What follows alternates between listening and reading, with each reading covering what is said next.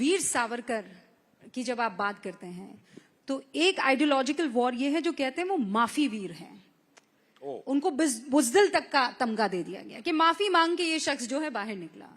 और रणदीप हुड्डा एक मूवी बनाते हैं जहां वीर सावरकर के, आपने वीर पूरी फिल्म में कहीं नहीं कहा, लेकिन जब आदमी देखकर बाहर निकलता है तो वो उसको एहसास होता है कि भाई जो इस शख्स ने किया होगा कैसे किया होगा, तो फिर तो बढ़ जाता है ना मामला।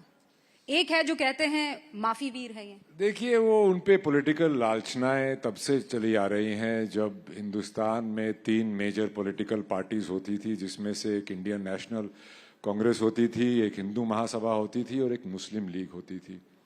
तो उस वक्त से आज भी वैसा ही होता है। विपक्ष गवर्नमेंट पे लालचना लगाता है और गवर्नमेंट विपक्ष पे लालचना लगाते हैं। एक जोक है इसके ऊपर, सुनोगे? विपक्ष ने गवर्नमेंट की प्रशंसा की। ये तो ब्रेकिंग न्यूज है। तो इसी पॉलिटिकल लालचना में उनका नाम भी आ गया। अब मेरा एक ही सवाल है, मैं उसमें जाके बैठ के उनके नाम की बहुत दलीलें मैं दे चुका हूं। तुमने सुनना है सुनो, नहीं सुनना मत सुनो। पर मेरा एक ही सवाल है, भाई जो आदमी माफी वीर था उसको 27 साल उन्होंने बंदी बना के क्यों रखा?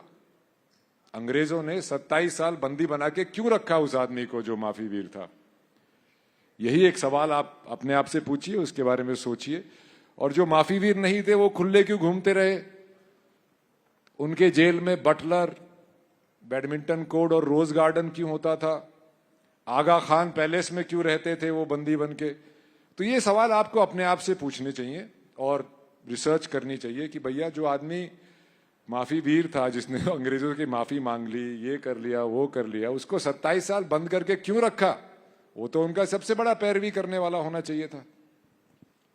तो आपको दुख होता है कि वो आपके ऊपर ये तमगा लगा देते हैं? और इनफैक्ट मैं आपको पुराने टाइम में ले जाती हूँ, आपको पसंद भी है जो किरदार आप निभाते हैं। आप उसकी रूह में, भाई रूह जिस्म में जाती है पर आप उसका अपना जिस्म जो है उसकी रूह में डालने की पूरी कोशिश करते हैं।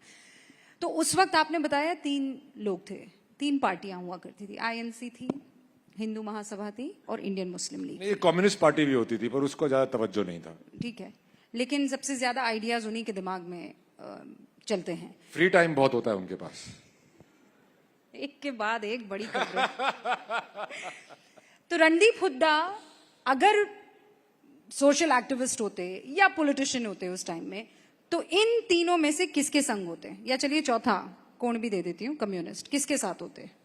Hindu Mahasabha, Indian Muslim league, INC और कम्युनिस्ट।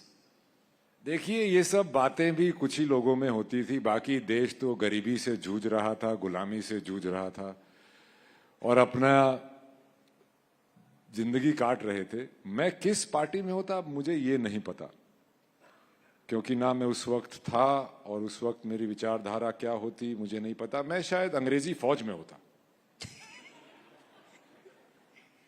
तो फिर आप हमारे बहुत सारे लोग अंग्रेजी फौज में थे, भूल रहे हैं लोग, जिन्होंने अंग्रेजों के पक्ष में, फर्स्ट वर्ल्ड वॉर में गांधी जी ने बोला था कि अंग्रेजों के पक्ष में लड़ते हैं तो शायद हमें आजादी जल्दी मिल जाएगी। सेकेंड वर्ल्ड वॉर में सावरकर जी ने बोला था कि अंग्रेजों का साथ दे, अंग्रेजों की फौज ज्वाइन करो, क्योंकि अगर आप फौज ज्वाइन करोगे तो आपको ट्रेनिंग मिलेगी, आप अफसर बनोगे, आप इंजीनियर बनोगे और ये सब देश जब आजाद होगा तो हमारे काम आएगा। वो कहते थे कि वेपन्स की ऑर्डिनेंस फैक्ट्री जैसी आजकल हमारे पास है वो हमारे पास होनी चाहिए ताकि हम सशस्त्र बने। सशस्त्र बन के ही आप पीस एक्सपेक्ट कर सकते हैं, कमजोरी में या अहिंसा से आप पीस एक्सपेक्ट नहीं कर सकते हैं। अगर आप बॉर्डर पे जाएंगे चाइना या पाकिस्तान के, बोलोगे अहिंसा परमो धर्मा, वो आपकी नहीं सुनेगा भाई। मतलब मैंने आपको 4 ऑप्शन दिए, हमेशा आपको ये करना होता है ना? क्या जीवन आपको ऑप्शन देती है और आप कहती भक्त मैं लेता ही नहीं हूं और दूसरी दिशा में चले जाते हैं। बेस्ट है ना।